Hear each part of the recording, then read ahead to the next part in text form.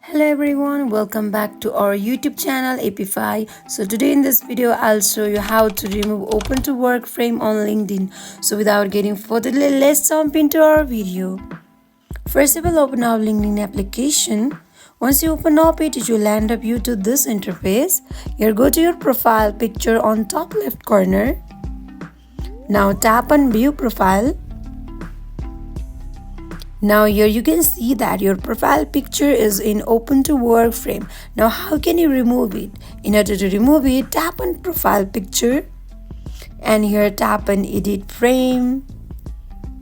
Now here it will give you option open to work, hiring and original. To remove it, tap on original.